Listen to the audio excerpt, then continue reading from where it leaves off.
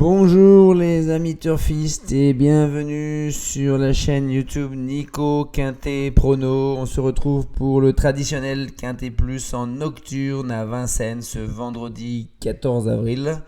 Nous allons retrouver des chevaux de 7 à 10 ans qui n'ont pas gagné 245 000 euros.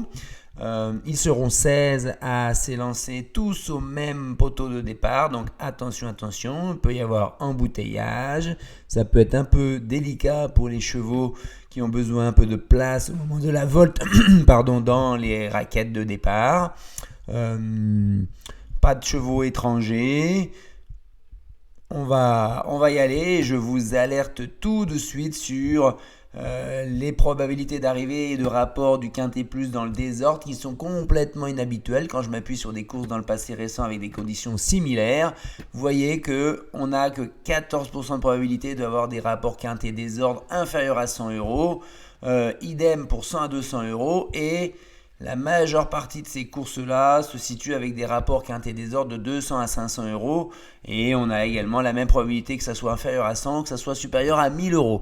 Donc attention, on le voit bien également à travers les résultats des premiers favoris qui ne dépassent pas les 50% de présence dans le Quintet Plus. Attention, quasiment la même chose pour le deuxième favori. Et la présence des deux favoris serait vraiment un événement puisque jusqu'à maintenant, ça n'est jamais arrivé dans des conditions de course similaires, on va dire. Donc le 13 et le 16 à l'arrivée tous les deux. C'est pas parce que c'est jamais arrivé que ça n'arrivera jamais, ce ne sont que des statistiques. Et donc ce qui vient confirmer tout ça, c'est que au moins un cheval plus de 7e favori de la presse, dans un tiercé sur 2, dans 3 quartés sur 4 et dans quasiment tous les quintets. Quasiment 86% des quintets, on a un cheval qui va être à partir du numéro 1 ici. Donc il va falloir qu'on élargisse les jeux, il va falloir qu'on fasse sans les champs réduits parce que les favoris semblent quand même assez fragiles sur cette course-là.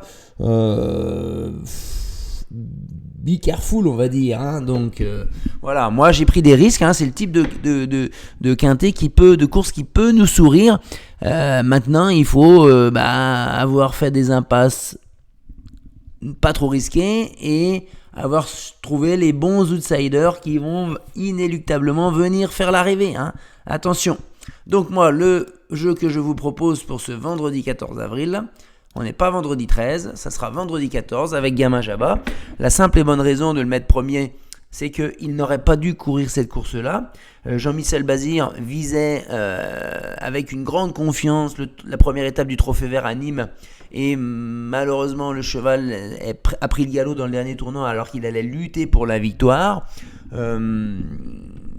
Voilà, donc là, même en prenant une place, avec une fermeture des engagements à 245 000, lui il a 243 780, il n'aurait pas dû courir ici. Donc ça veut dire que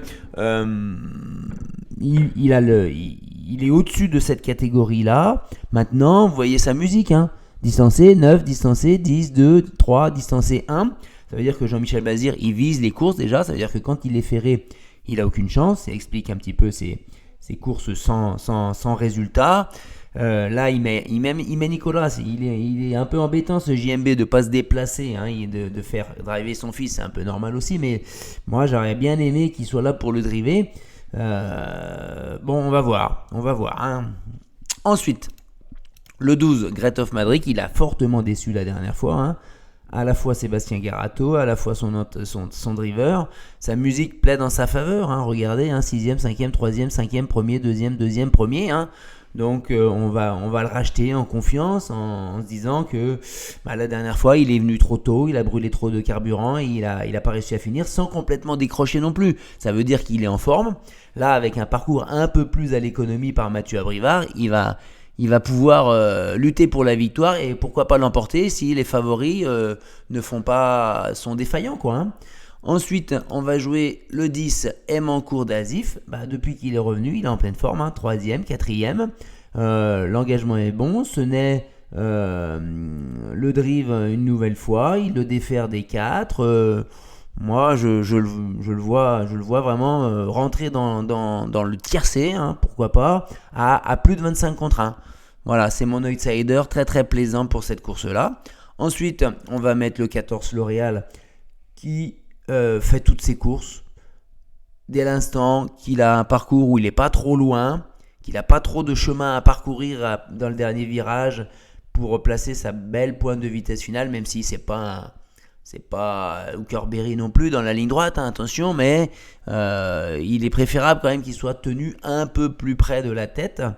Donc il est tributaire un petit peu de ses départs, hein, où il n'est pas super véloce dans les premiers hectomètres de course. Mais sinon, on peut compter sur lui, ça me semble une bonne base, on va dire. Déféré des 4, l'engagement est superbe, allons-y comme ça. On continue avec Ghostbuster, qui vient de s'imposer la queue en panache, hein, premier, sans adversité, avec Yo-Yo le Bourgeois, tête et corde, pourquoi pas, et conserver une place face aux autres bons chevaux de la course. Ça me semble des ambitions raisonnables.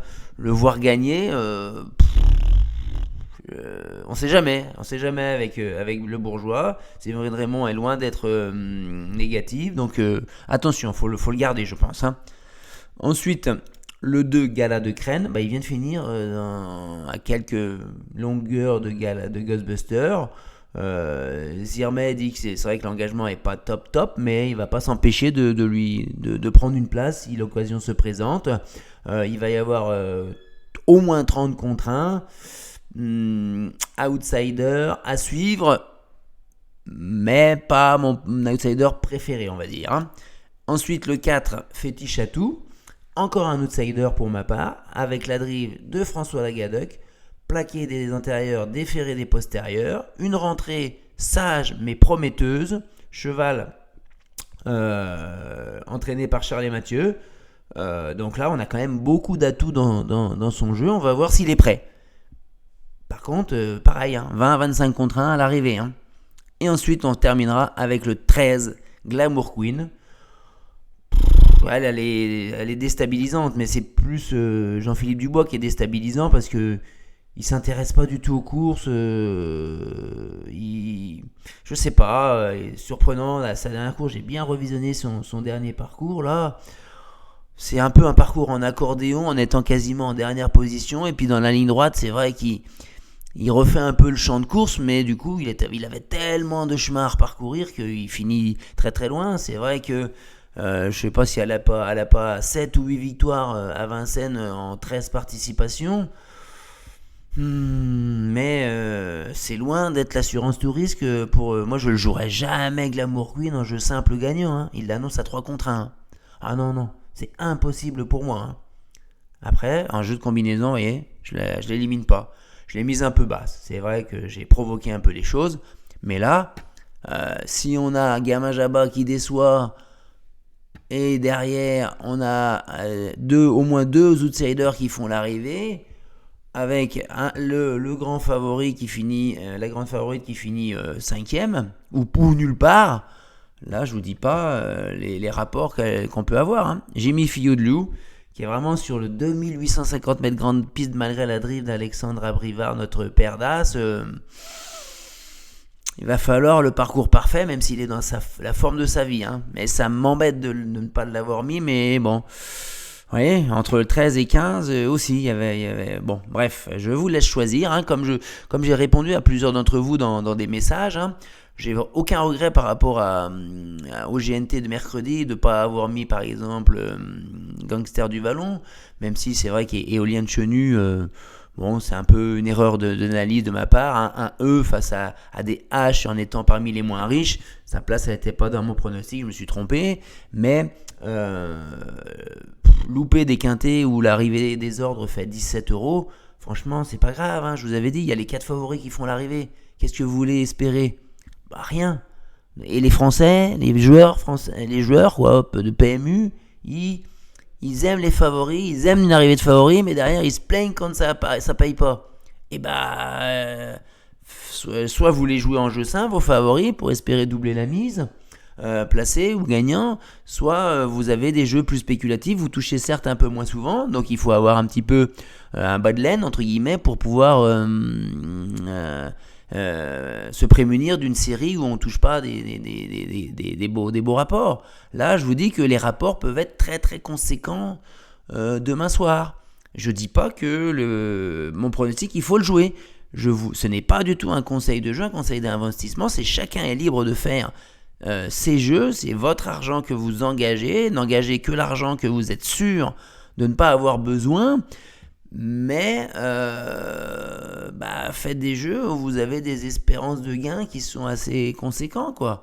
Donc moi, vous savez, vous commencez à me connaître, je joue plutôt j'espère, je vise des quintés plutôt spéculatifs, pas complètement loufoques non plus, hein. Vous voyez, il y a quand même des favoris dans mon jeu, hein, mais bon. Allez, on enchaîne. Le béton, ça sera Gamin Jabba. On va faire confiance à JMB qui l'a préparé pour la semaine dernière. Donc à une semaine près, il retente sa chance. Sur la grande piste à Vincennes, il y a de l'avantage de certitude. Ensuite, le copain pour finir dans les 5, ça va être Floréal. Je l'avais mis déjà la dernière fois dans cette position-là. Je réitère mon pronostic là-dessus. Le coquin du quintet à Bellecote et Mancourt d'Azif, on y va avec confiance. Ça peut être mon bel outsider. La déception, Glorieuse Carnois, j'ai hésité. Raffin, Ng, 7 ans. Mais par contre, elle est un peu insaisissable. C'est disqualifié ou dans les 4, quoi. Donc si elle est dans les 4, elle fait sa course, et on n'aura que nos yeux pour pleurer, jeter nos tickets. Et enfin, les fantômes, on ne va pas hésiter à éliminer le 5, le 6, le 9 et le 11, les amis. On se retrouvera pas avant mardi prochain pour le Quintet Plus du 19 avril à Pontchâteau. Une vue, c'est un like s'il vous plaît, et un abonnement si vous n'y êtes pas encore. Ça monte, c'est signe que vous croyez en moi. Après, faites vos jeux, appuyez-vous sur les éléments d'analyse que je vous donne. Ne faites pas un copier-coller. Moi, j'aimerais pas forcément de faire le jeu d'un autre, mais je me sers des analyses. Par contre, quand je fais ma vidéo, je n'ai regardé aucun autre youtubeur, pronostiqueur ou quoi que ce soit. J'analyse la course. Et c'est une fois que j'ai présenté cette vidéo que je vais aller voir qu'est-ce que ça a donné chez les autres pour comparer mon pronostic avec les autres. Voilà. Mais en aucun cas, je m'appuie sur tel ou tel pronostiqueur ou tel youtubeur pour faire mes jeux. Je suis complètement autonome. À vous de le devenir aussi. À très bientôt. Bye bye.